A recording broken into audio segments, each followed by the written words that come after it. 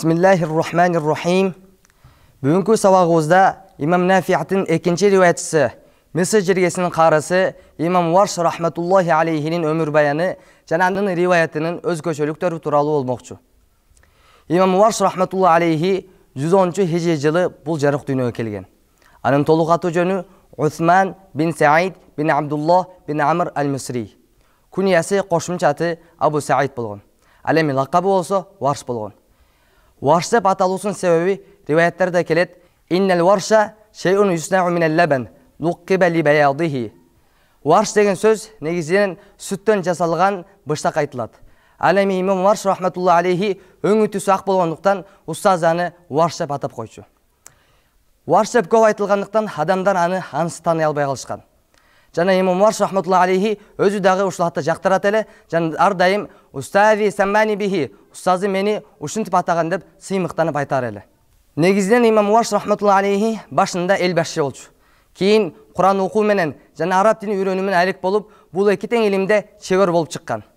Өзгөчө кыраат илимин үйрөнүүдө көптөгөн курбанчылыктарды башына өткөрөт.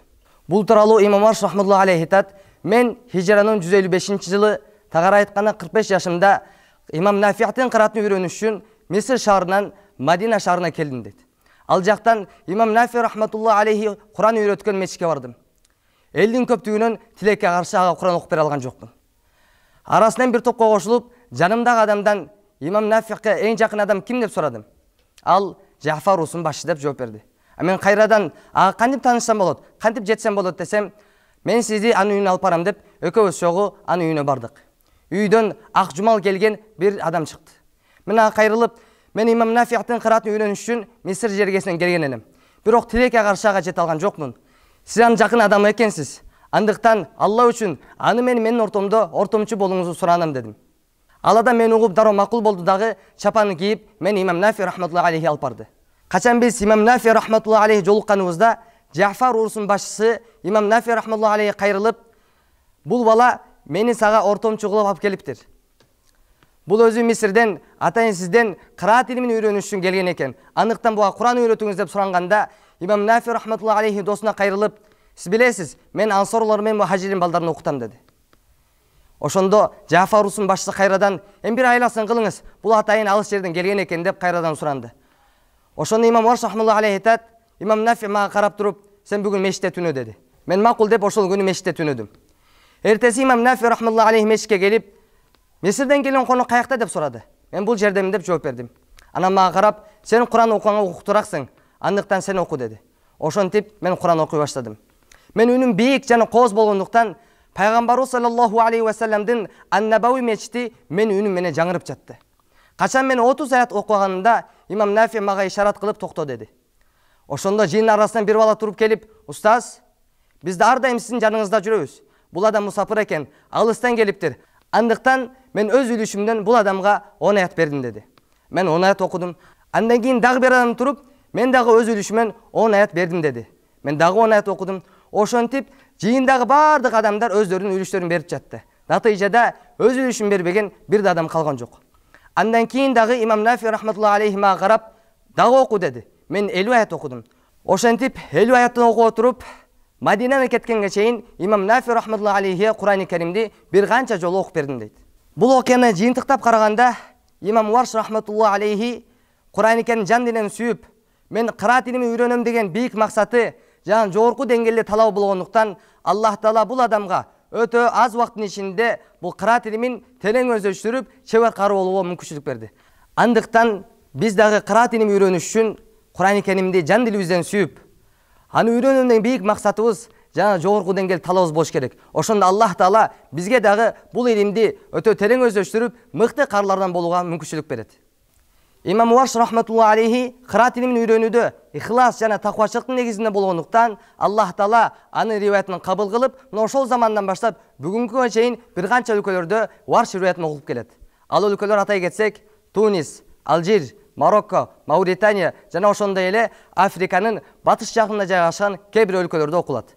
Ошентип Имам Warsh рахматуллахи алейхи өз заманында Миср жергесинде Куран окутуучулардын жетекчиси болуп, 197 хижри жылы 87 жашында бул дүйнөдөн ахиретке сапар тартат.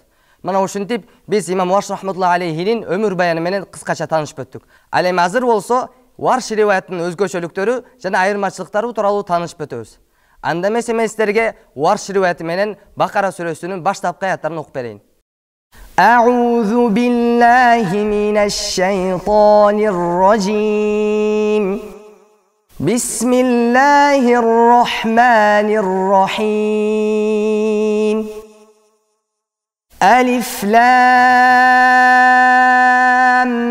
мим. ذلك الكتاب لا ريب فيه هدى للمتقين الذين يؤمنون بالغيب ويقيمون الصلاة ومما رزقناهم ينفقون والذين يؤمنون بما أنزل إليك وما أنزل من قبلك وبالآخرة هم يوقنون أولئك على هدى من ربهم وأولئك هم المفلحون صدق الله العظيم. Бұл оқылған Бақара сүресінің баштапқы аяттарында имам Варш менен ғаламда көп оқылған Хафс риwayatының ортасында бір қанша жерде айырмашылықтар болды. Ең алғашқысы юъминун сөзінде. Хафс риwayatында бұл сөзде хамза тыбышы ашық білдіріліп юъминун деп оқылса, ал эми Варш риwayatында бұл сөзде хамза тыбышы өзінен мұрдағы тыбышының әрекетіне қарай харфматқа созылма тыбышқа алмаштырылып юъминун деп оқылады. Ал эми экинчи айырмачылык ас-салата сөзүндө. Хафс риwayatында бұл сөздө лам тыбышы тарқиқ менен ас-салата деп ишке оқылса, ал эми Варш риwayatында бұл сөздө лам тыбышы таглиз менен жоон болуп оқулат. Мисалы ас-салата. Ал эми андан кийинки айырмачылык мат мунфасил жана мат муттасил эрежесинде. Хафс риwayatында баарыбызга белгилүү болгондой, бул эрежелер тавассут 4 аракет, же болбосо фуайкот тавассут 5 аракет өлчөмүндө созулуп окулат. Ал эми Варш риwayatында мат мунфасил жана мат муттасил эрежеси экөө тең ишбах менен 6 аракет өлчөмүндө созулуп окулат. Мат мунфасилдин мисалы бима унзила. Ал эми мат муттасил мисалы улаика. Жана андан кийинки айырмачылык ва бил ахирати сөзүндө. Хафс риwayatында бұл сөз вабил ахирати деп оқылат. Ал эми Варш риwayatында бұл сөздө 3 түрдүү эреже жүрөт. Биринчиси нақл, экинчиси маддул бадал, үчүнчүсү тарқиқур ро. Кыскача айтканда, имам Варш рахматуллахи алейхи бұл сөздү ушул 3 эреженин негизинде вабил ахирати деп окуйт. Ошентип биз Бакара сүрөсүнүн алгачкы аяттарында Варш риwayatынын өзгөчөлүктөрү жана айырмачылыктары менен кыскача түрдө таанышып өттүк. Ал эми тереңирээк үйрөнүп, кененирээк маалымат алууну кааласаңыз, анда Имам Жазари Куран академиясынан даярдалып чыгарылган Орто Азияда эң алгачкы жарык көргөн 10 кыраат китептерин сериясынан окуп, кененирээк тааныша аласыздар.